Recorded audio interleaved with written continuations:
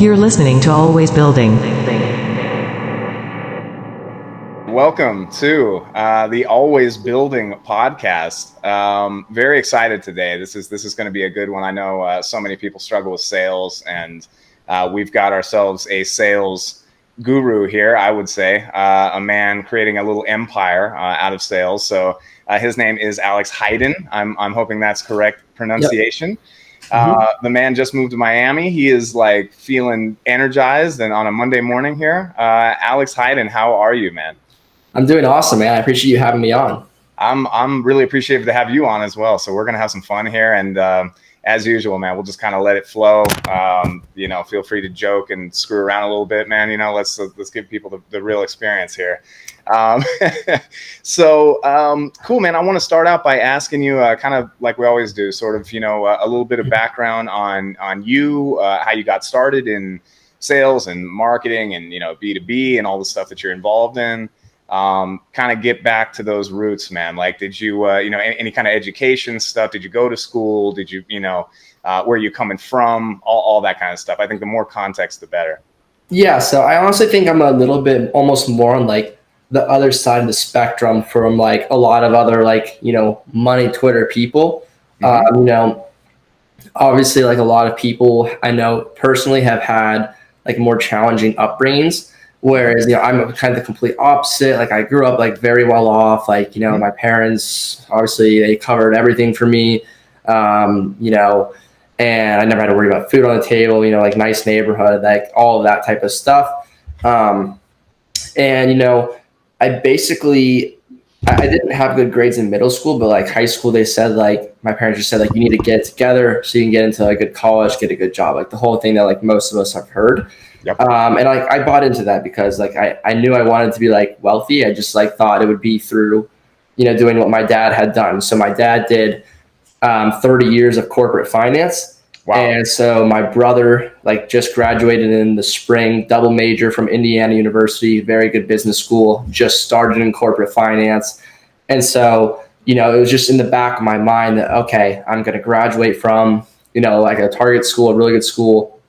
And I'm going to go corporate finance, and that's going to be like my ticket. And so I did end up getting, I got a decent ACT score, and I graduated like top 10% of my class. Like I had all the like credentials. I got into some really good schools.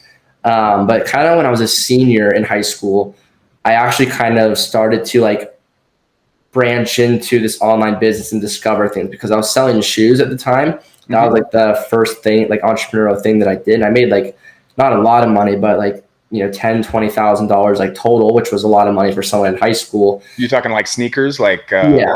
Okay, yeah. Cool. And so, which that's actually a whole another story. I would like make friends with the managers and like then like slip them cash for holding shoes for me. So it was like sales before I was ever into sales. Love it. But anyways, I kind of knew. So I ended up, I wanted to play tennis in college above anything else. Like that was my goal. So I kind of like was like, I don't care about going to like a top like academic school. Like I just needed to be like solid. So I ended up going to St. Louis University for tennis. But I was like, okay, like I'm about to be in like a dorm room and like, I'm not gonna have a car. Like I'm not gonna be able to keep selling shoes. So I started exploring into other online business ventures. And it was like one of my friend's stories that I actually grew up playing tennis with, that it was a Shopify screenshot of him doing like 300K revenue in a month. Yeah. And like, I couldn't even like fathom like that number at the time. Like it was mind boggling to me. And I like reached out to him and I was like, what are you doing? And he explained the concept of drop shipping to me. And so I looked into it. I watched all the YouTube videos. And then since I watched the YouTube videos, I got hit with ads for courses. And I remember I bought the course of the very first ad I ever saw. Like looking back, like I was like, I completely fell for like one of the guru ads, which like makes me so mad now. But I literally bought the first course that I ever saw an ad for. I think it was like $200 or $250, which was still a lot of money for me at the time. Sure. And, I set up my store. I did all this like product research, like was really excited, absolutely flopped. Like I failed at e-commerce like badly for like 10 months straight, like maybe got 5 sales total across like 10 stores in 10 months. Like it was some really bad attempts. Really bad. And I'd basically, I'd burnt through a couple $1,000s in ads and all this like influencers and other stuff that I tried. And so I basically took a little break the tail end of 2020 from like trying drop shipping. I was like, you know what, like I'll take a month off, like reset, explore some other things, like pivot. And then, I don't even know how, but I think it was because I was probably following some e-com guys on Twitter that I stumbled into like money Twitter. Mm-hmm. And I remember I saw a tweet from, one of my now mentors, Heiden. He's like, I'm looking to teach a few people about internet phone sales. I reached out to him. I was like, what's internet phone sales? And, he was basically like, instead of being the one that just bought those drop shipping courses, you can be the one selling it. And, I was like, well, like, I could do that. Like I bought all these courses. I understand why I bought them. Like I could convince someone else to do it. Sure. So I literally paid like $15 for his like Gumroad course and went through it. It gave me, the foundation, and I somehow got my first client in 2 days. Like it took off really quickly, and it was to sell a $250 Amazon FBA course. And it was like my first commission ever was like $37, and I was so excited. But yeah, so that scaled super, super quickly. End of February had like around like 3-ish clients, March, like 5 clients. I brought my friend on, which again, now that same friend that I first bought in February, he now moved with me to Miami. He works inside of Closify now. So we scaled as a sales agency throughout most of 2020. We even ran Facebook ads for a few of our clients, but that's kind of like my story of like how I got started and how I got into sales. Amazing, man. Amazing to hear. So did you feel that like, cause I've spoken to a couple people and both on the podcast and outside obviously where, they kind of, e-com is a big gateway, it's sort of like that making money online, kind of like getting online. It's sort of like the natural, gravity kind of pulls people towards e-com first. Right. And I'm one of the few that actually didn't go that route, but I think, it was always in the back of my mind because, you see the screenshots and you see the shit. There's so much transparency there, right? And you're like, oh, man, 300K, fuck, I could do this, right?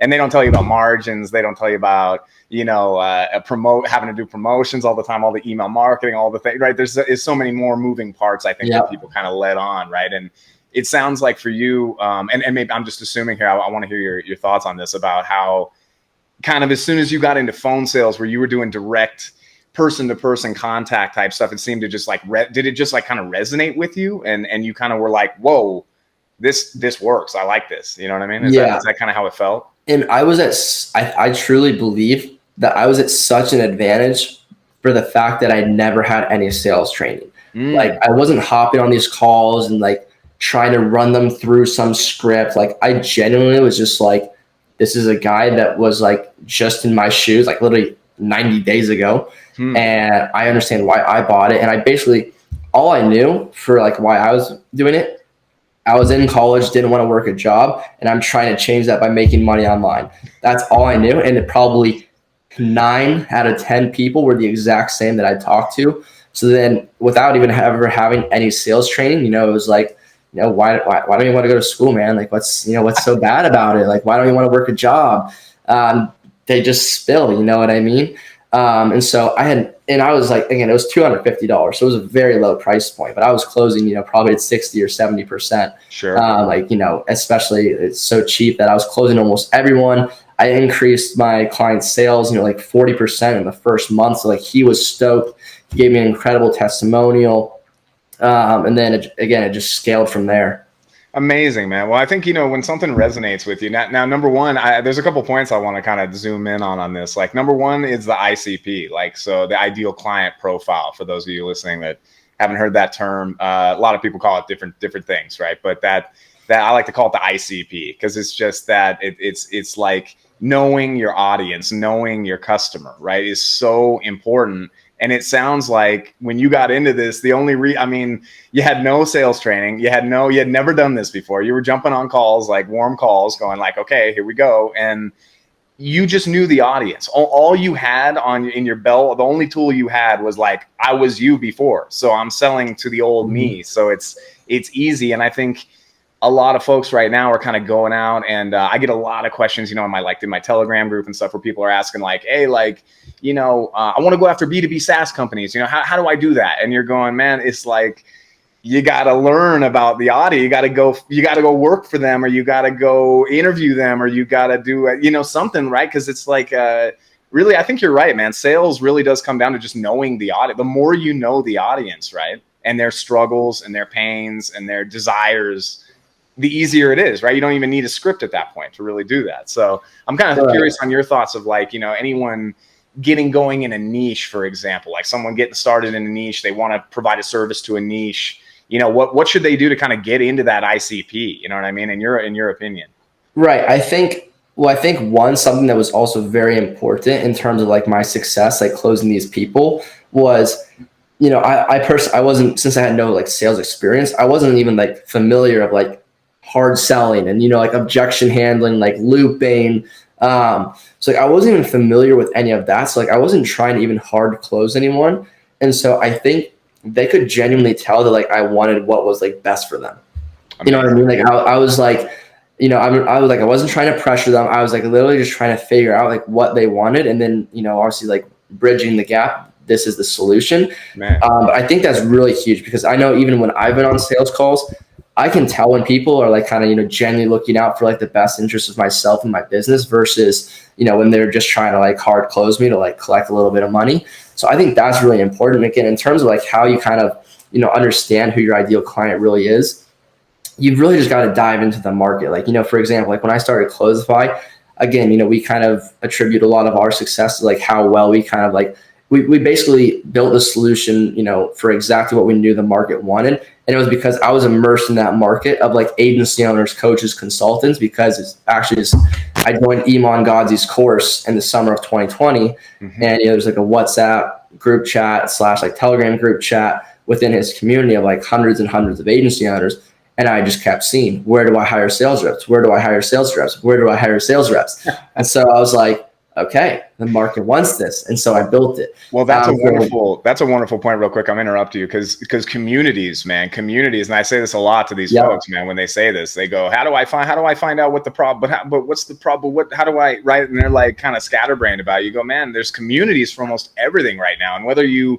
like you said, buy a course, like that's a great way to get into a community. And it's kind of funny, like, I invested in a course a while back, and it was expensive. It was a high ticket type course, like where there was coaching and everything. And honestly, I ended up kind of abandoning the business model. Like I kind of was like, shit, man, I don't know, actually I'm probably not built for this. I kind of don't want to do this. But instead of getting a refund, man, I ended up just like meeting people in the community in the Facebook group that they had given. And I ended up closing like 5 or 6 deals. I made ROI back on my investment on the course just through selling something else that these guys needed that I knew they needed, So I think similar situation to what you're saying. Like there's kind of, sometimes you have to invest a little bit or find these communities, right, where these guys hang out to be able to actually function in that thing. So that's a really great point, I think, what you brought up there. Yeah. And that's huge. So again, it kind of just goes back to what, a lot of people talk about in our space is just like, you like sell the idea or validate the idea first, and then you build it, not the other way around. That's right.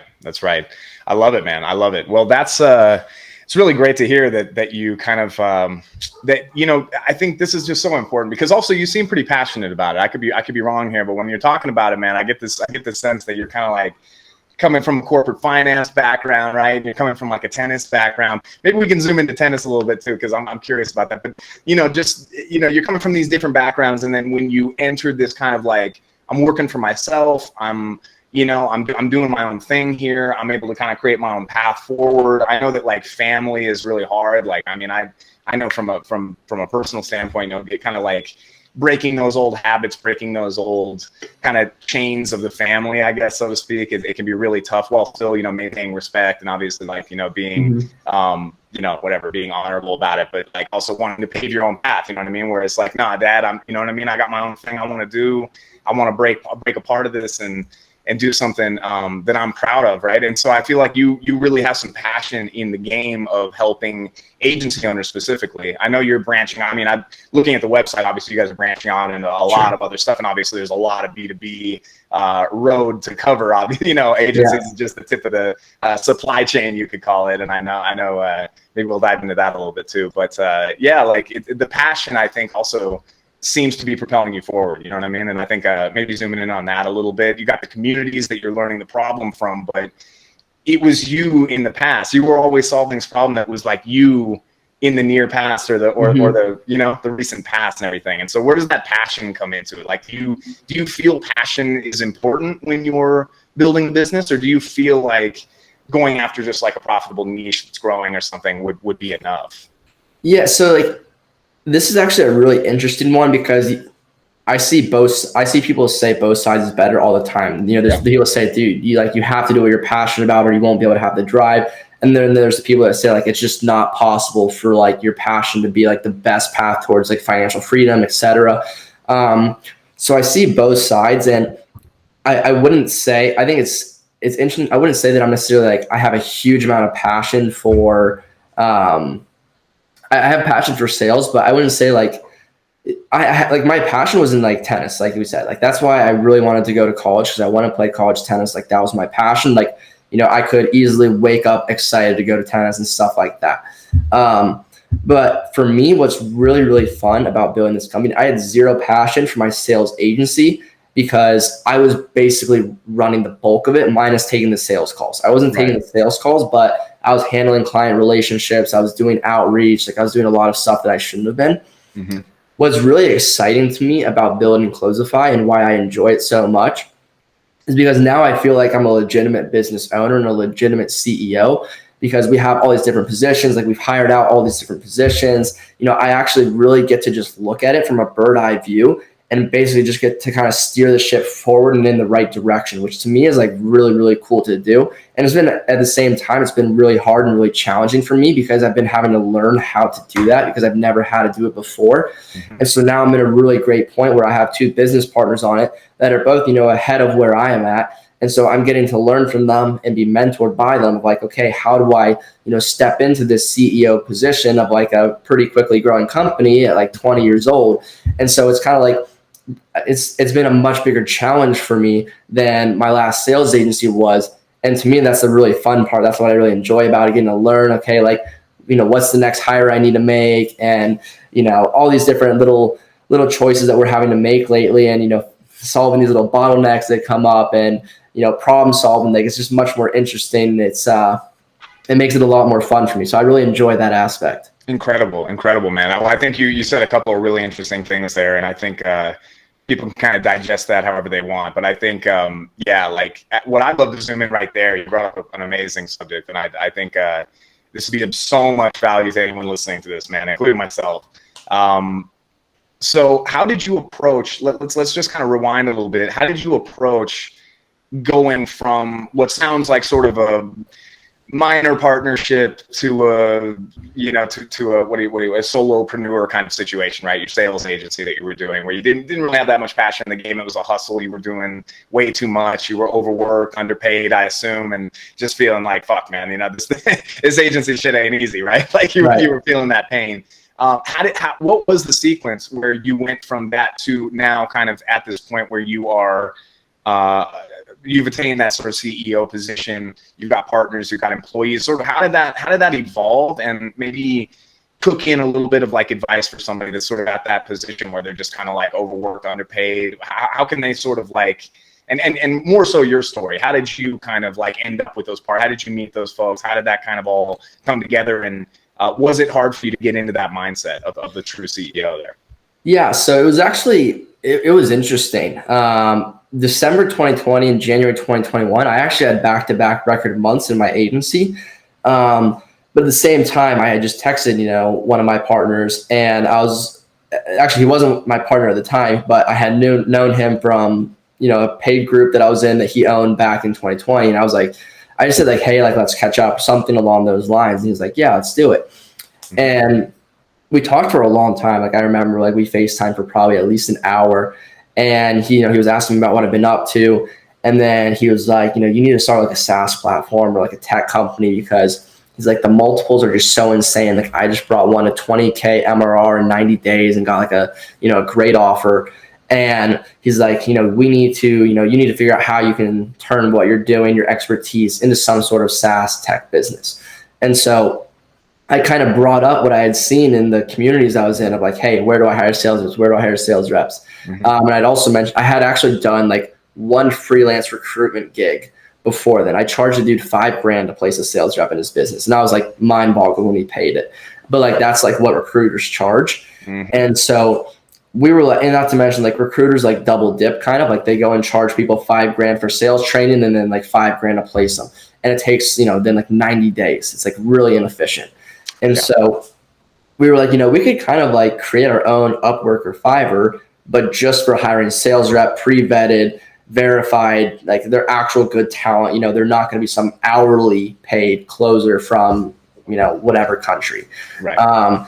And so we basically built, he was like, he at first he tried to help me build an MVP, like just being, really nice and like teaching me how to do it. But I'm honestly not very like inclined with technology. Like I'm not very good at it. And so he's like, you know what, you want to just like pay me $2,000 to do it? And I was like, yeah. And so he built the MVP and, super easy to test it. We validated it pretty quickly. We did like a soft launch, I believe in like February.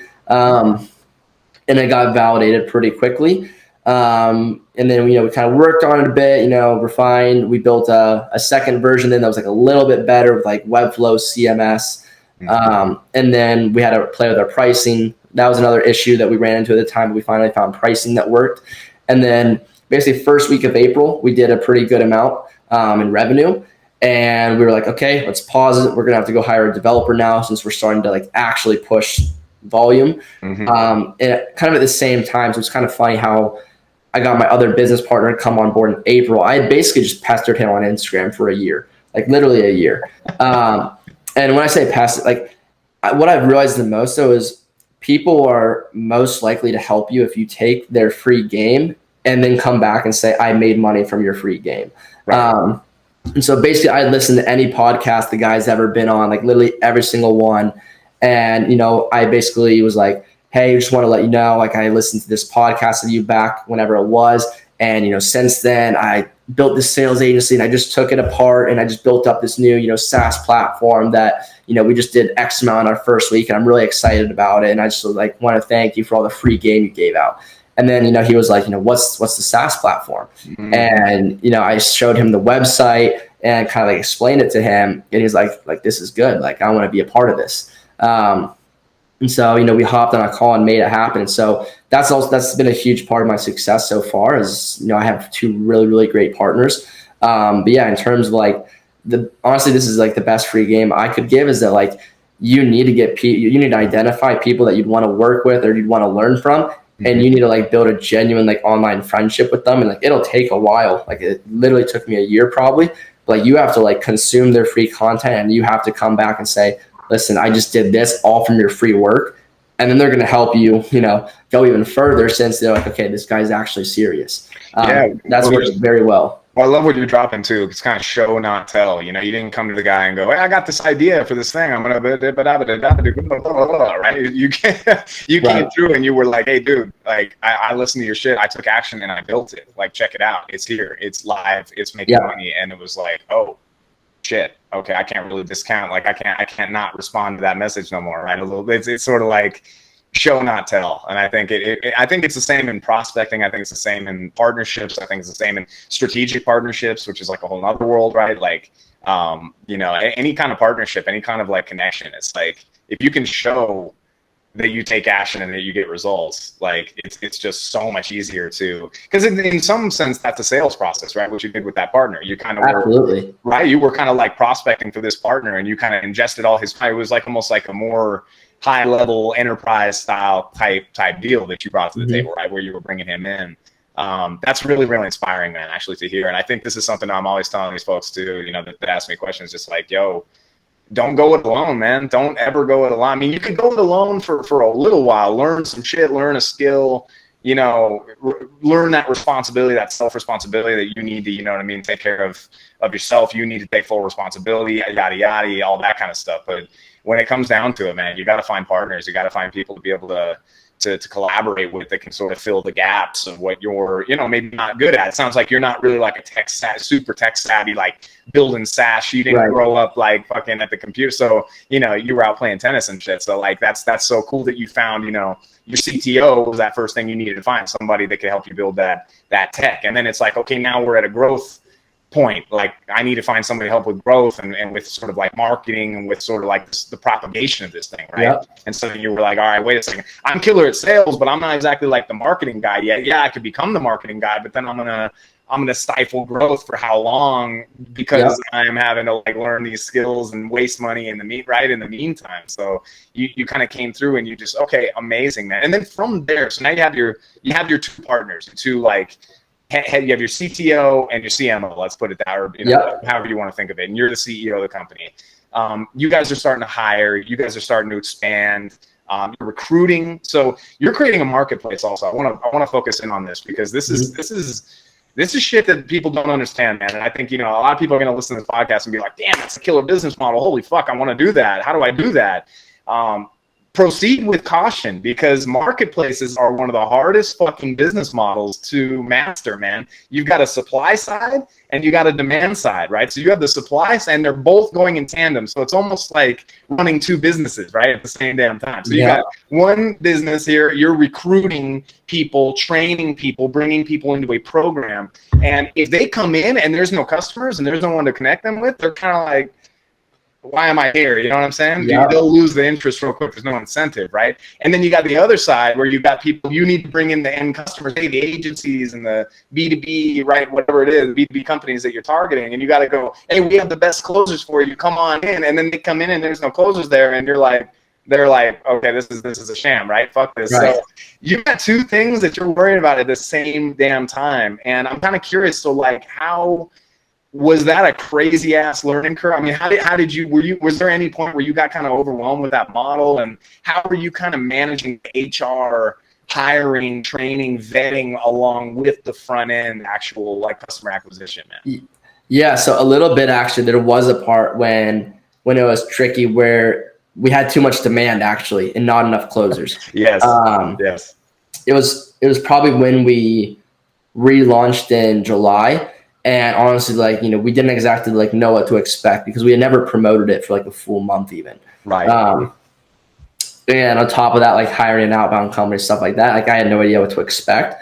Now we've basically got it down pretty well. We know about how many customers we're going to onboard a week. The only variation is like how many closers will they actually need, because some of our clients will only need one closer, some will need 10. Right. Right. But so what we do now is basically we basically have like a backlog of like applicants that we've already verified. Like they're ready to be put into the platform, but we kind of like waterfall a certain amount into the platform each week. So that way it's not like our clients get in and they see, oh, wow, there's like 100 people to pick from. Like, even if I filter down agency owners, there's still like 50. Like, how do I I'm not going to interview 50 people.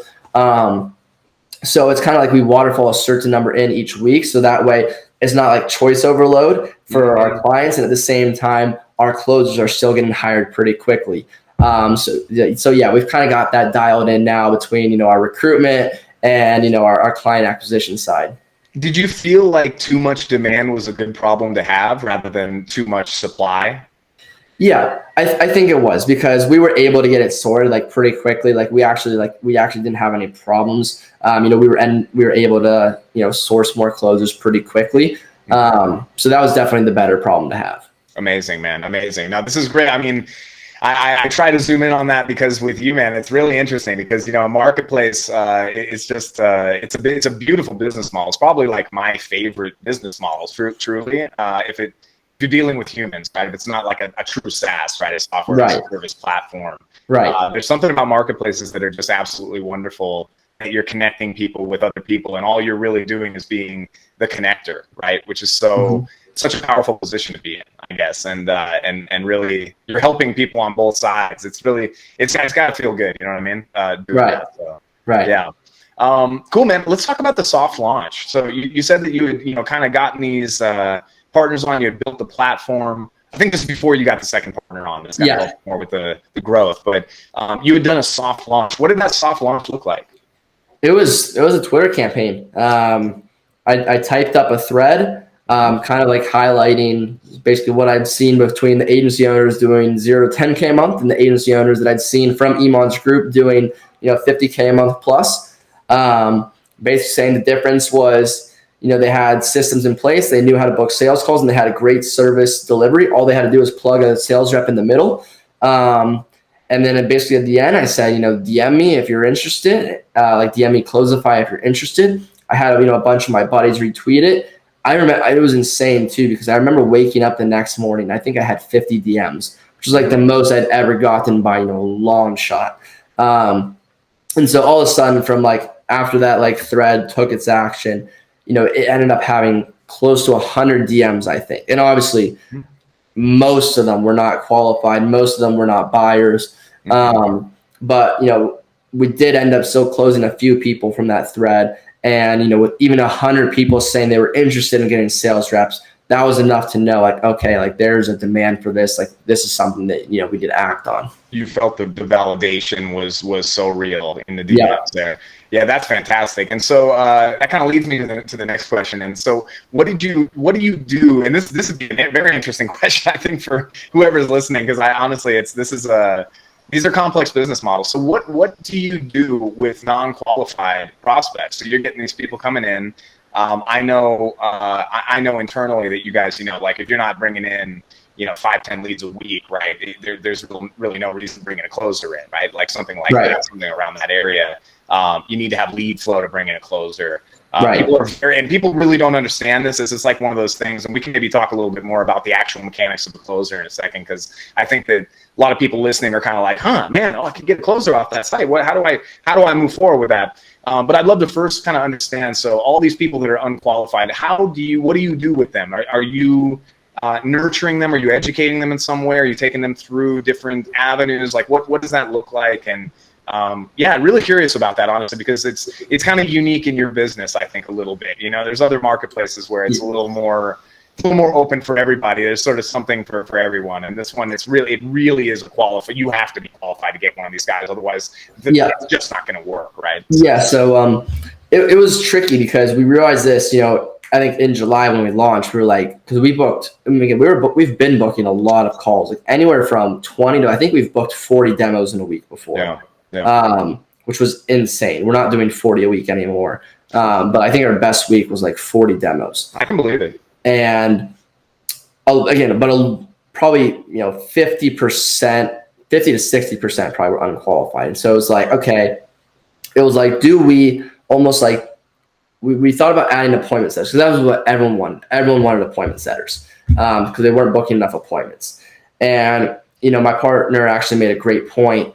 He was I don't want to change our core offer to fit what these leads are looking for. I'd rather change our marketing to get qualified leads that are looking for what we have. Cheers to your partner. Yeah, that was very well said. He said that, and I was that makes a lot more sense. So what we do we have referral partners for everything. We have outbound companies that we have partnerships with. We even have systems, coaching type people that we have partnerships. So we send them all to those people's way, and obviously we get a kickback. And I think that's by far the best way that we could do it. Oh man, fantastic! I love to hear that. So for anyone listening, man, if you're killer at outbound, get in touch with Heiden as well. If you're killer with paid ads, you're killer with appointment setting, get in touch with Heiden, man. There may be some opportunities here. So that's one thing I want to throw out in the air there, because definitely some very talented people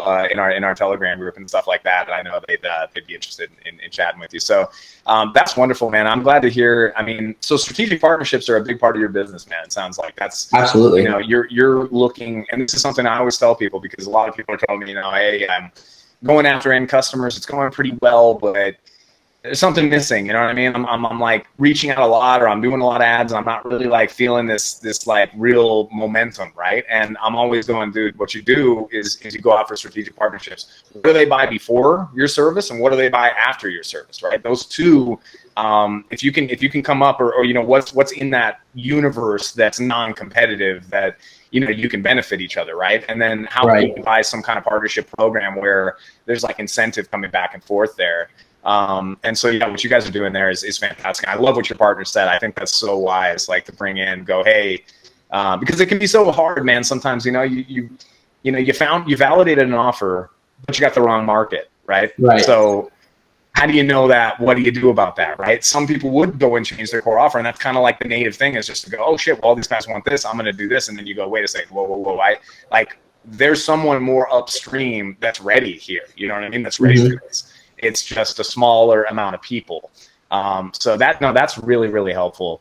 And yeah, everybody take note of that, man. Strategic partnerships. You know, Jay Abraham is one of my absolute favorite marketer, influencer, top guys, and that's his whole ethos, man. It's all about strategic partnerships. Like the revenue you can bring in from a strategic partner is just, so it's going to trump everything always, because the trust is already built. It's basically building a referral system, like an evergreen referral system, right? Which is just so powerful.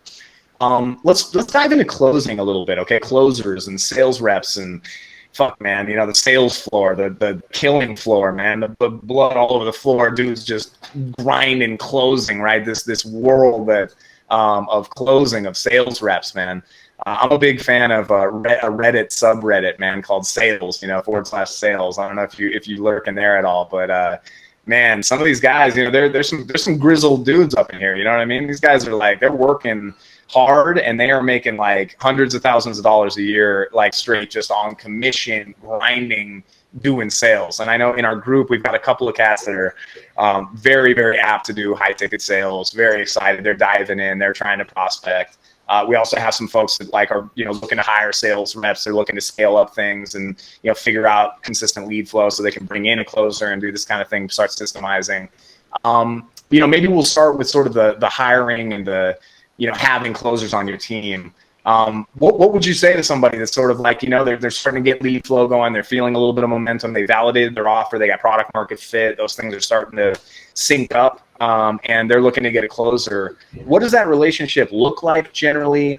Do you have any tips for agency owners that are sort of starting to hire closers, and how to treat these people? What do the percentages generally look like? What's the minimums? Just maybe kind of lay out a little bit of sort of your program and what you see as qualified and how that looks working with a closer and how it should look.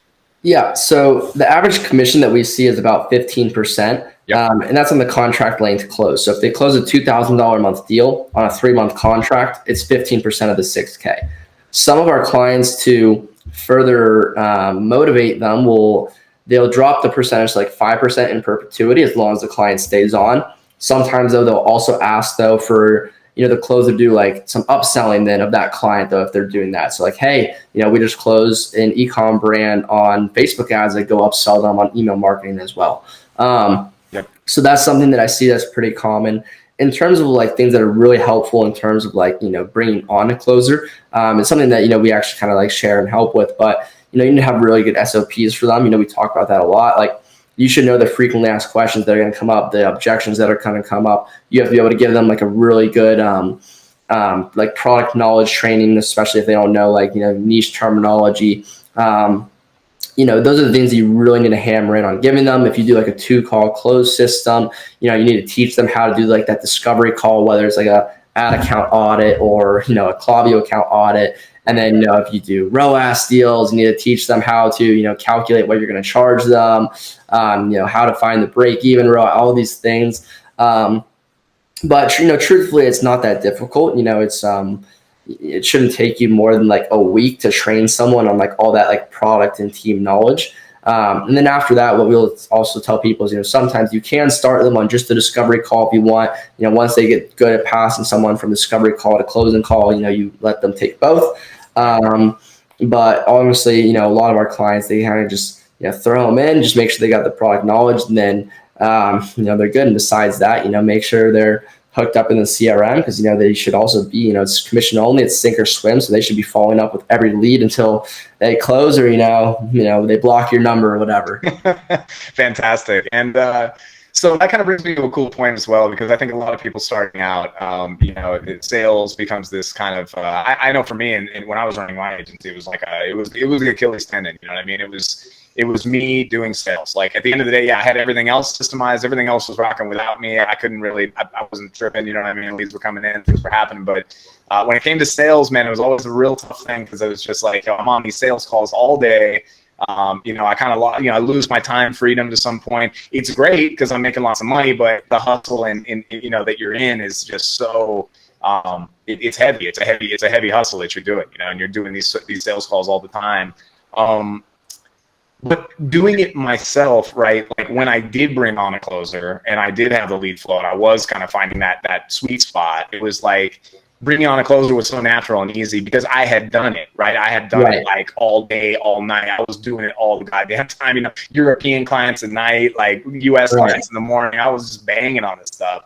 And although it was hard, it was wonderful because I learned so much. I learned so much about my audience. I was able to, listen to their questions, listen to what they were, listen to kind of their debate in their head that they were going through, and kind of go, hey man, what are you thinking? What's going on in your head right now? I can tell you're in deep thought. Just walk me through it so we can sort of like see if this is a fit, and these kinds of things where you're just trying to kind of, like you said earlier, I think you made a great point of just kind of like knowing your audience and just trying to kind of help them out. Like, this whole thing is to make you money, man. I'm not trying to like sell you shit. So like, let's talk through it together, right?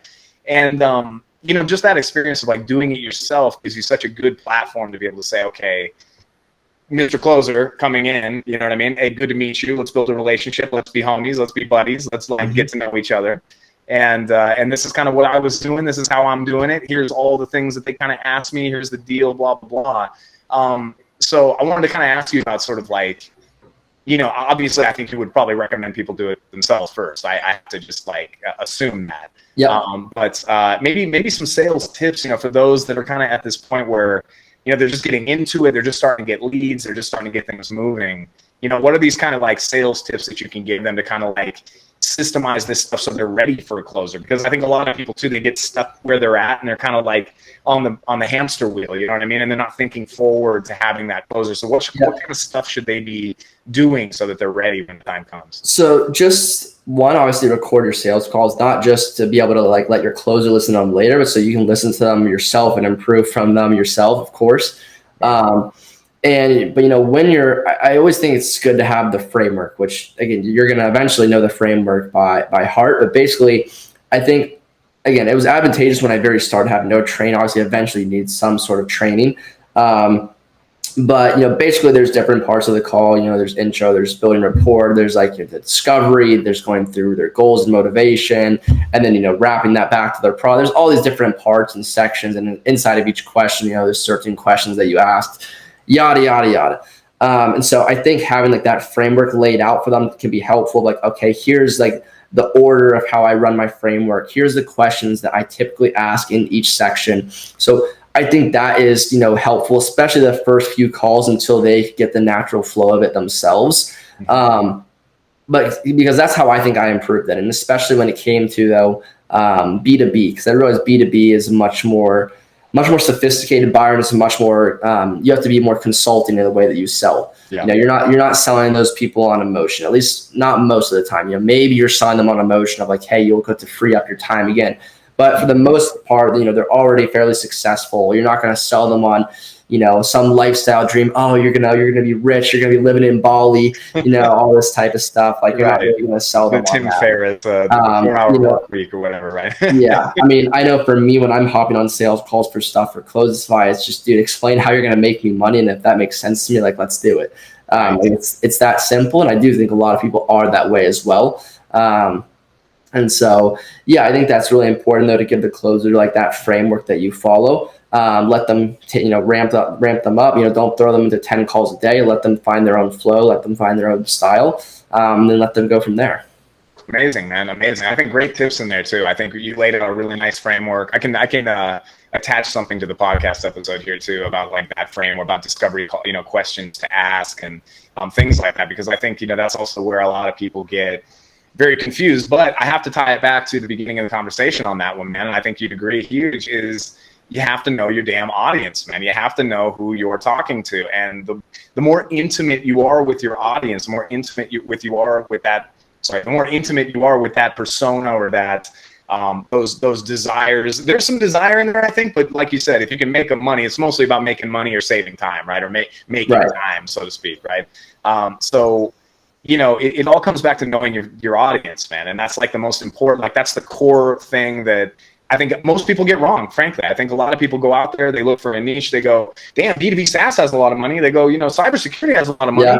Yeah. They go, oh, damn, recently funded startups. Yeah, I could go after that. And you go, do you know the life of a startup founder? Do you understand the stresses and everyday situations that a startup founder gets into? Do you understand, right? And there's a lot of question marks there for a lot of people, especially, I've talked to some folks who are coming from like India and coming from Africa and things like this, and they're kind of like trying to sort of guess these things out. And it's like, man, the best thing you can do, and I don't know, I love your view on this for people that are sort of international, even in America or in Canada or in, whatever country, kind of like getting to know that audience, because I think for you went through it. The first step that you went through was actually being that customer. You were that guy who wanted to make money online. Like that was like how you got going, right? You were just that guy who wanted to make money online. Yeah. So that's how you initially framed everything and sort of got going. And eventually you came to know the agency owner because you ran an agency. Eventually you came to write. And so, what I recommend to a lot of these guys is go get a job, man. Like, right. This 9-to-5 thing, hating on the 9-to-5. Nah, man, build your own business, build your own time freedom, blah, blah, blah. It's like, it's great when you're at that level and you can know your audience that well, you know who you're talking to. But if you got no experience, there's nothing better than like either partnering with somebody, go on like Indie Hackers or one of these communities, go find someone who's building something that like what you're trying to target, go partner with them, go work with them, find a job, right? Something like that. So I'm kind of curious your insights on that, learning that target audience, because of course you can do interviews and you can, do your research in communities, but I am curious what you think, like, is that good advice? You know what I mean? To sort of just go it alone from the get-go, Yeah. I don't think so. Well, for me, I think it was really helpful having a partner. Again, I needed, like you said, I needed that CTO. And so I don't think it would probably be the best idea to get in it alone. At the same time, I wouldn't dive into a partnership with someone that you don't like really trust, right? Obviously, but I think partnerships are really advantageous because I can say that even now, if it was just myself running this, I would probably be we wouldn't be as far along as we are. And like I said, 'cause I've had to learn how to steer the ship. I've had to learn how to hire, who to hire, what positions to hire. I wouldn't have known any of that. And again, I'd probably be running around doing a little bit of everything still because they've kind of kept me like very in line of like, hey, like we know like you're a hustler, like we know you did this selling shoes and all while in college and tennis and like this, but like you're not like a hustler anymore. You know what I mean? Like you're not gonna make this company grow by you hustling. You're gonna make this company grow by you being smart and making good decisions and making good hires and moving us in the right direction. And so I think if you can go into it with like, some advantageous partnerships, then I think it's a huge advantage and you're going to get to, where you want to go ultimately much faster. And you can learn from them as well on this like target audience kind of aspect as well. Like, if you're partnering with somebody, if you found somebody and, you're already building, so you've got skills, like because you came into this with skills, you learned skills. Right. Like that was the first thing you did was learn skills, right? Right. Whether it was tennis, whether it was the agency, whether it was the selling the shoes, man. I mean, picking those shoes and flipping those shoes ain't the easiest thing in the world, man. I don't know that I could do that right now, just like out of the cold era. So, get those skills first, then start attracting partnerships. And to a certain extent, it seems like you sort of attracted a lot of this stuff too. I kind of mentioned, I sort of just freestyle that out of my mouth, but how do you feel about going out and finding mentors and partners versus sort of attracting partners and mentors just with what you're doing? Yeah, and again, like you said, you've got to have a skill and you've got to be valuable, and again, I don't say this in like a demeaning way by any means, but if you've not made money online yet, if you've done nothing that's kind of seen as like impressive so far, then it's going to be very hard to get someone that has done impressive things and is very credible to, work with you. The reason that they were kind of willing to work with me was I built my agency to 6 figures while being a full-time, Division I tennis player in school. Like I was waking up at 5 a.m. for practice and going to bed at 12, and I was still able to build this business up to a point where I was able to start my next business and then even, feel comfortable enough to, leave college, and it wasn't like a rash decision by any means. And so, basically when I talked to my second partner and again in April, he's like, okay, you've made your first 100,000 online. You did it all while being a full-time student athlete. Like, imagine what this kid could do once he leaves college, moves to Miami, et cetera, et cetera, et cetera. And so you've got to be, seen as like, of course, you've got to be seen as valuable for someone that is extremely valuable to want to partner with you. And, ultimately, I would still say they still took a chance on me in the end because, they're still, like I said, a few steps ahead of me. So, you've got to have by some means, impressive track record to attract the right partners. Absolutely, man. Absolutely. No, that's a really good thing. I think a lot of people want to jump 3 steps or 5 steps. I think my advice to people in this position where they're kind of going, well, shit, also there is the imposter syndrome thing, which we don't need to get into now, but that's also like a whole nother level of this. And I think, people that are starting out from, lower situations, poor families, things like this, right? There's a lot of that imposter syndrome that we talk about in other episodes and things like this a little deeper. But I think, having some value, feeling you have some value, knowing you have some value, knowing you've gotten some results, some level of results, even if it's for you, right? And I think also the failures, I want to zoom in on that too, because you also, you failed at e-com, man. You totally tanked on e-com. Yeah. It's a tough fucking model. It's not for everybody. It's a real, it's a real interesting type of persona, I think, that succeeds with e-com. I always am sort of intrigued by that. I hope to get some e-com people on the podcast because it's interesting to kind of pick their brain, because I'm also like the other world, right? Kind of like you, where it's just like I like to work one-to-one. I like to sort of do the B2B thing.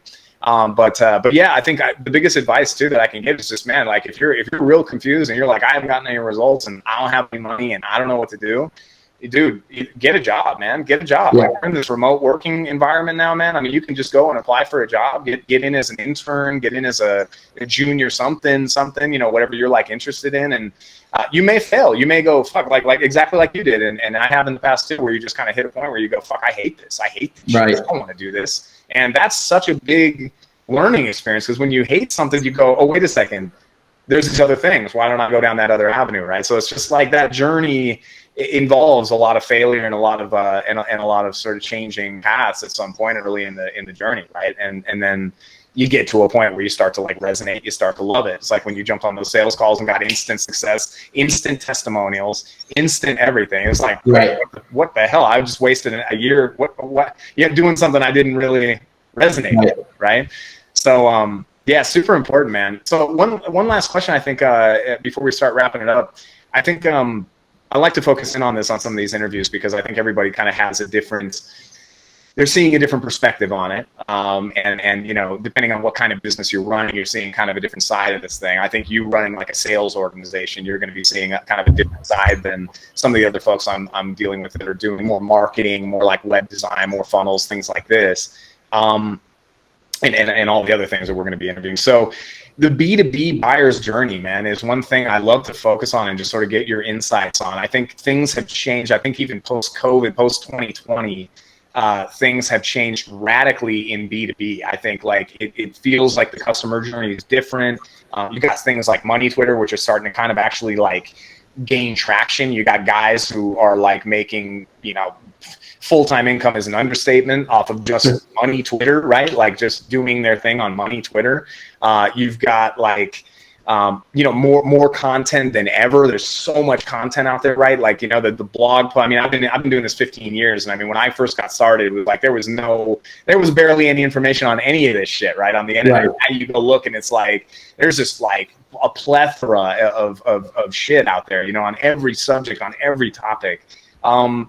How do you see the B2B buyer's journey, the customer journey, changing, because I know in the past you had like the HubSpot models, right? Which maybe, you may have seen, you may be even too young to even have seen that, but they were doing the webinar to the email sign up to the phone call to the high pressure sale from the web, straight from the webinar. Right. And they were hitting pretty good numbers. And I think now those kinds of efforts are really falling flat. And I'd love to hear just sort of your perspective on the B2B buyer's journey, how people can tap into this new paradigm, post-COVID, remote work, yada, yada, education, content, all the things that are happening now. And your insights on that, and just, man, just be liberal about it, man. No insane insights needed here, but I'm just kind of curious what your vision of that is, being from a sales organization. I think people have realized that, one, they need to hedge where they're getting their appointments from more so, because obviously. What do you mean by that there? Facebook ads have been, seen to be pretty unreliable. Obviously, with the iOS changes, or if an ad account gets banned. So I actually know a few people that basically, you get, once you're making some money, you're like, yeah, like let's go run some ads to get clients. Mm-hmm. So I know people that actually pause their outbound efforts and different things like that, because they're like, oh, like we're flooding the calendar with Facebook ads. and Facebook account gets banned, your business is put at a pause until it either gets back or you get a new ad account and you need to build up data again. So, like our best clients, they're running ads, but they also have appointment setters. They're also doing organic on LinkedIn, Facebook. Again, they have SEO, like they have everything our best clients do. They have calls coming in from everywhere. Mm-hmm. And in terms of like the buyer's journey, I think, again, they're still pretty sophisticated buys. We're seeing mainly one call closes. And I think it's because, again, they know that like, I need to be a business owner. I think that's what it's really come down to lately. We have two basically customer types. We have the person that's replacing themselves in sales for the first time, and the person that already has a sales team who's looking to expand it. And so either way, honestly, they're pretty easy closes. Like I don't hop on our sales calls too often anymore, just because obviously, I practice what I preach and I have a closer. But whenever I do, like they're pretty easy closes. Like there's really no objections that I hit into. It's really just like, like do you at least, I'm just like, do you have lead flow and a proven offer? Like, okay, here's what we've built. And then it's like, you want it or not. And so what do you attribute that to? Do you attribute that to like just the pure demand in the market and kind of the demand for this, or do you attribute that to like education that you're doing on Money Twitter? Or, so where do you see that kind of? Because there's obviously some sort of pre-qualification coming in there that they're ready for this combo.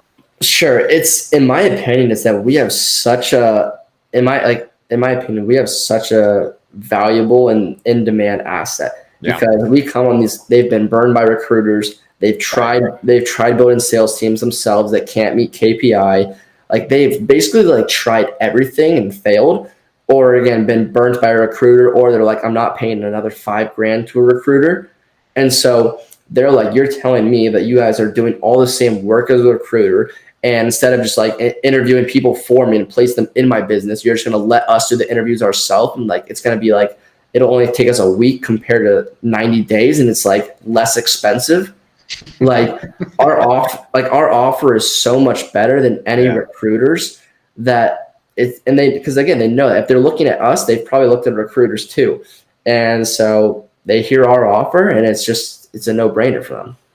Amazing, man. Amazing. Well, I think, I think I would also say that it's so much attributed just to the demand in the market. These people they've been burned by so many people. They've seen, they've just, you do a Google for this, man. It's one of those kind of black box things, whatever you want to call it, like this kind of mystery Pandora's box you open up and you're like, a commission closer. How can this work? And what are the mechanics of this? Awesome, man. Well, I got to say, this has been awesome. I think there's so many little nuggets of insight in here for both people getting started and also people kind of further along, man, who are kind of like starting to look to replace themselves. Cause it's, there was a long period of time where I didn't record sales calls and I kicked myself in the ass like every day for that. I'm like, why the hell wasn't I recording sales calls? You know what I mean? Like that was just, what a lapse in judgment, you know what I mean? And that's a mistake that somebody can fix right now today listening to this podcast. Start recording your damn sales calls.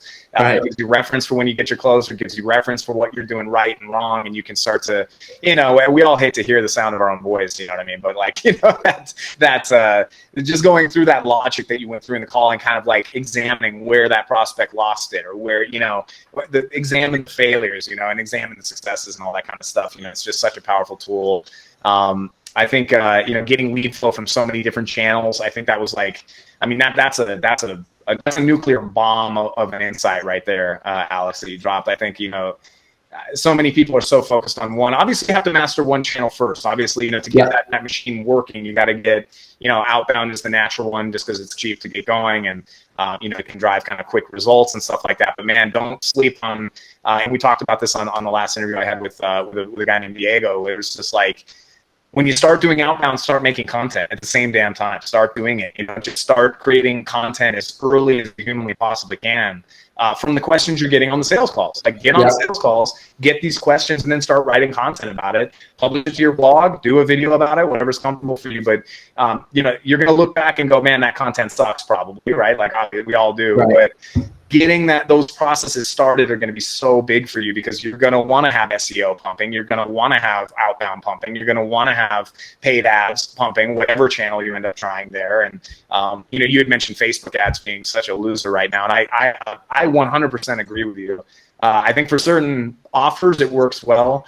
But yeah, we're really looking into like LinkedIn ads right now. YouTube ads are just a slept on channel that are just unbelievable. The type of volume, the type of pre-qualification and good audiences you can get from YouTube. There's just so many channels out there to look into. Reddit ads just revamped their whole thing. I'm starting to experiment with that. We got Quora ads is another one, right? So the list goes on where there's paid ads opportunities everywhere. Newsletter ads all drop in the bucket as well, man. Newsletter ads. Right. That's on Product Hunt's fucking newsletter. These may be things you haven't thought about either. I'm curious, but maybe we'll talk about that for a second too, real quick before we go. What's your guys' customer acquisition look like right now? Is it so we're actually Twitter? We're actually expanding as well. So, and we've had an outbound company hired doing LinkedIn and cold email. We're now bringing it internal.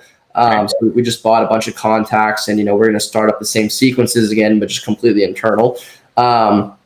We have that. We have our inbound through all of our audiences, our Twitters, our Instagrams. I put out content on LinkedIn and Facebook, and then we just hired SEO. So we just hired that out to get pumping. And then again, we have our referral partners, traffic that comes in, and then we do plan on running ads sometime during Q4. Awesome, man. Awesome. Great to hear that. I think that'll help people too. And good to hear. I'm a proud affiliate referral partner of you guys as well. So that's always exciting to meet folks like you, because man, it's like the strategic partnership angle we went over earlier, man, cannot be slept on, cannot be emphasized enough, man. Like, if you got unqualified leads, throw them somewhere and create partnerships. Yeah. If you've got, if you've got a service where there's complementary, non-competitive services before and after, for example, the sales organization is exactly a perfect thing. You got lead generation before sales, right? Partner with those guys, right? It's like there's just this, there's so much acquisition that can happen without paid ads, without forcing it, so to speak, right? Where there's trust already built. One thing that Jay Abraham talks about a lot that I used to love, he's got a book called Getting Everything You Can Out of Everything You've Got, which to everyone listening, if you haven't read that book, read it immediately. There's some outdated stuff in there. They're talking direct mail, not cold email, blah, blah, blah, but it's from the 90s. But there's some aspects and some principles in there. He talks about renting customer lists. Going to, for you, for example, going to a lead generation company, a B2B lead generation company, and going, hey guys, what would it cost? What kind of percentage could I give you guys on any deals that we close if you guys give me your customer list to go out there and reach out to and offer this sales thing to? Because we're just like a perfect complementary service.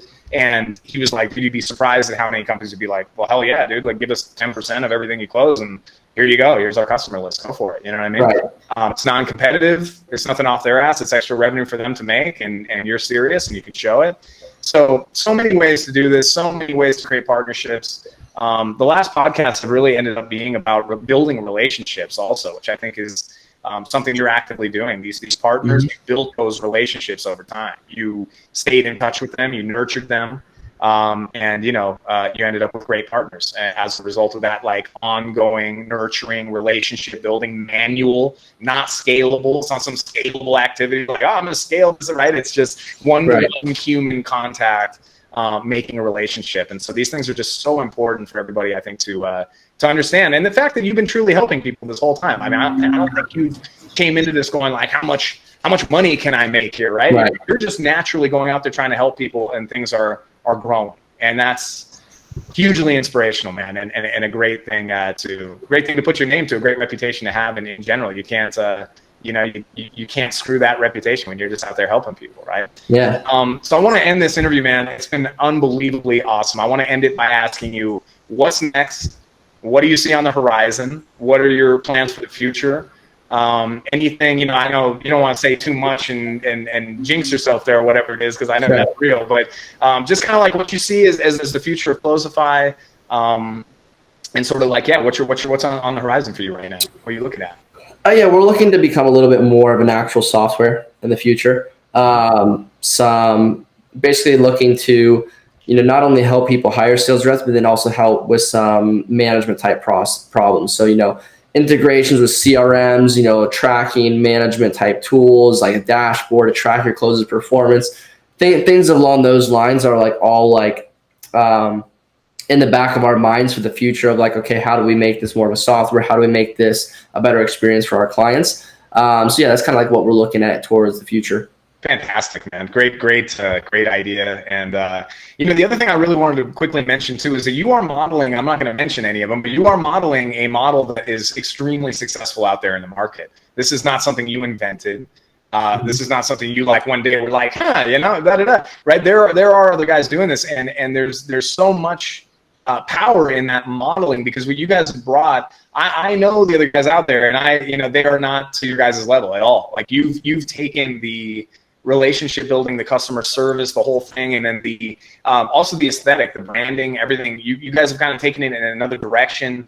There's you're doing like a very like proven model, but you're doing it slightly differently with like a different kind of mindset about it, and in a different audience, and in a different or not necessarily a different audience, but different channels, and this whole kind of thing. So I think that was also a last point I wanted to give anyone listening, is that reinventing the wheel is like the worst thing you can do in this day, right? Really, you know what I mean? There's so much out there to look at and kind of resonate with and model after, and there's enough market for everybody, man. It's like I'll end this by saying that R. Buckminster Fuller. Are you familiar with R. Buckminster Fuller? This gentleman?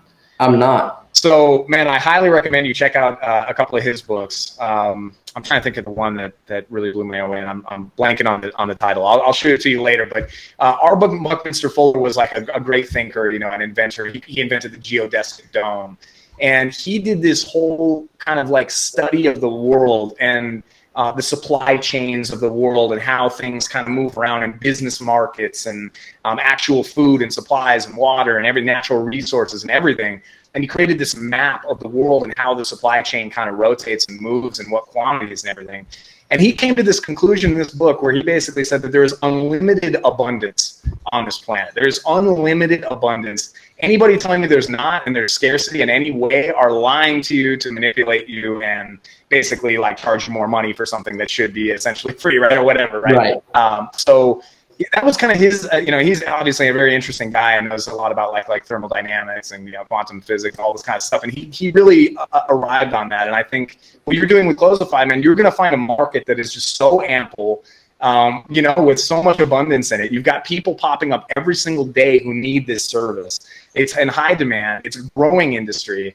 It's just wonderful, man. I wish you the best of luck. And I just wanted to kind of zoom in on that for everybody else listening, that there's just unlimited abundance out here in the market, man. Like, you can model after something that's working, make it better, make it slightly different, angle it at a different audience, change a little bit of the value proposition, and you can just like find good partners, build good relationships, go out there, try to help people, and model after, basically the model that Alex Heiden's doing here, and really finding success with. So just want to wrap up on that. Any last thoughts? Anything you want to promote? Obviously, Closify. Try Closify.com is the URL there. Your Twitter handle is, I didn't look that up before. I'm an idiot. So yeah, what's that? Yeah, it's AlexH459. AlexH459 is Twitter. So go follow Alex for more of his sales insights. And if you're just getting going, and he's really dropping some great shit on Twitter. So really worth a follow. Thank you for being here, dude. Thank you for being here and sharing all this stuff. I think I think a lot of people are going to get a lot of value from this. So I'm really excited for people to share this with folks. Yeah, I appreciate it. I appreciate you having me on. It was a lot of fun. All right, brother. Well, you have a great rest of your day. We're just getting going in the morning here. So enjoy the rest of your day. Thank you so much for being here again, dude. Likewise. All right. I really hope you enjoyed that. Thank you so much for listening to this episode of Always Building. If you want to learn more about Always Building, our community, our membership group, and exclusive webinars and trainings and discounts on software and all kinds of fun stuff, get help along the journey so you're not all alone, go ahead and check out alwaysbuilding.io. That's alwaysbuilding.io. And again, thank you so much. best of luck on your journey, and you just let me know. You can reach out to me on Twitter or via email, alex@alwaysbuilding.io, or at always_building on Twitter. Okay, thanks again. Have a great one.